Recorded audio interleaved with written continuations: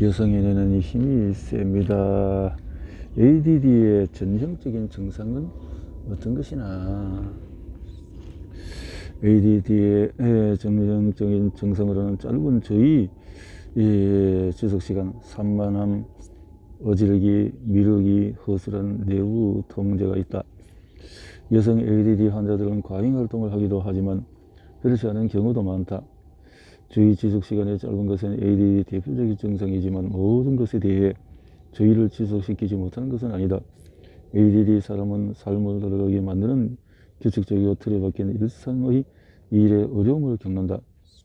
이를테면 숙제를 하거나 청구서를 제때 처리하거나 집을 청소하거나 회사의 회계 보고서를 작성하거나 배우자의 말을 귀담아 듣거나 보조제를 꾸준히 복용하는 것이 대단히 힘들다.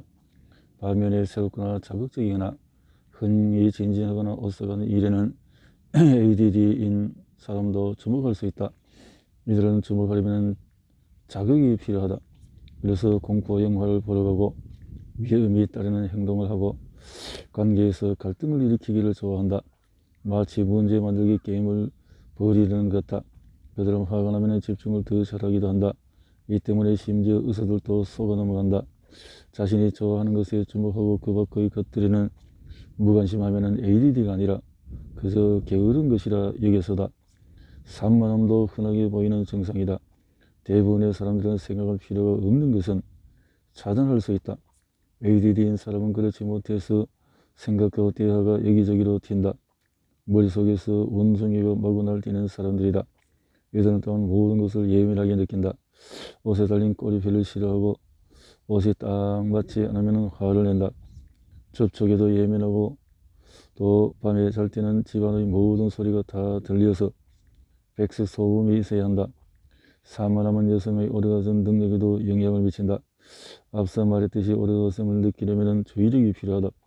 오래도록 느낌에 주목할 수 있어야 한다. ADD를 치료하고 나서 성생활에 한결 나아졌다는 사람들이 많다. 주의력 결핍은 참 여러가지 사랑에도 문제가 되는군요. 그리고 이들은 또한 내가 허술한 내부 통제라고 부르는 현상을 겪는다. 말하거나 행동하기 전에 먼저 생각하지 않아서 곤란을 자초할 때가 많다. ADD인 많은 사람들은 또한 장기적인 목표에 어려움을 보인다. 이들에게 중요한 순간은 지금으로부터 5분이나 10분 후가 아니라 바로 지금이다. 마지막 순간에 닥쳐서야 일을 하고 은퇴를 준비하는 일 같은 것에 서투르다. 삶의 매 순간이 위기인 것처럼 산다. 연구에 의하면 ADD가 주로 영향을 미치는 네 부위는 아래와 같다.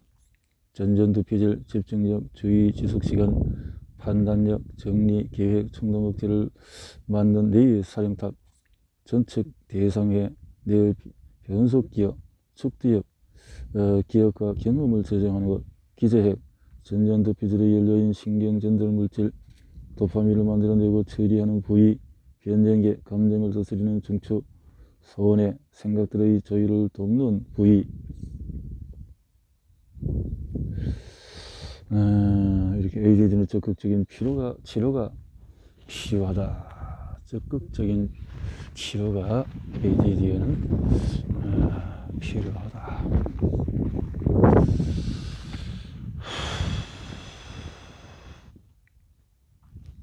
그냥 두는 것보다 치료하는 것이 낫다. 나는 6가지 유형에 대한 ADD에 대해서 설명을 할 것이다. 자신이 유형이 무엇인지 알아야 제대로 치료할 수가 있다. 모든 ADD의 공통적인 치료는 유형별 치료에 앞서서 모든 ADD에 공통적으로 해당하는 치료가 있다. 복합 비타민을 매일 복용한다.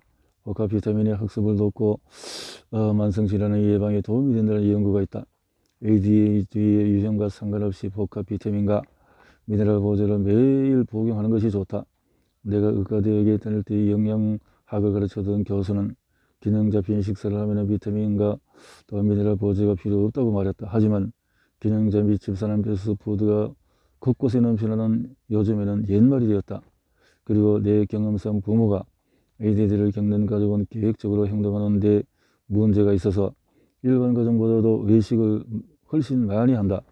복합 비타민과 미네랄 보조제는 환자 당사자와 아이들을 보호하는 좋은 방법이다.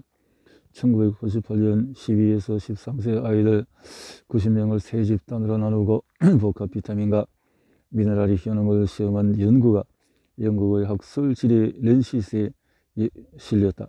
한 집단에는 영양소가 든 알약을 주고 다른 집단에는 영양소가 없는 알약을 주었다. 마지막 집단에는 아무것도 주지 않았다. 연구 결과 복합 비타민과 미네랄 알약을 복용한 집단은 비언어적인 지능이 멀로보기에 향상되었고 나머지 두 집단은 아무런 차이가 없었다. 잠복성 비타민과 또 미네랄 결핍증으로 학생들의 학업 수행이 저조했다. 학습 수행력이 차이가 났다라는 거죠. 오메가3 지방산이 풍부한 식사를 한다. ADD 사람은 혈액에서 오메가3 지방산 수치가 낮게 나온다. 세 건의 이중 맹금에서 오메가3 가치를 확인했다. 오메가3 지방산은 에이코사 펜타엔산이라고 도코헥사엔산이 들어있는데 두 가지 ADD 환자에게 더 도움이 되는 것은 EPA이다. 성인은 1일 2,000에서 4,000mg, 아이는 1,000에서 2,000mg 섭취를 권장한다. 그러면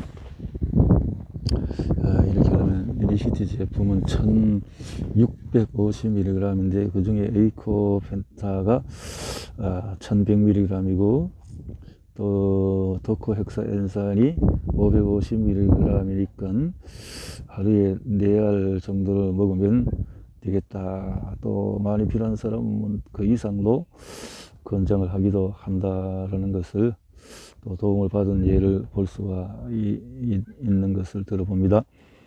카페인과 니코틴에 손을 대지 않는다. 둘 다 수면을 방해하고 다른 치료의 효과를 떨어뜨린다. 일주일에 4회씩 운동을 규칙적으로 한다. 빠르게 오래 걷는 것도 좋다. TV 시청, 비디오 게임, 휴대통화, 기타 전자기 사용을 1시간 미만으로 제한한다. 음식을 약처럼 여긴다. 음식도 하나의 약이다. 그래서 좋은 음식을 다양하게 먹을 수 있는 것이 큰 도움이 될 것이다.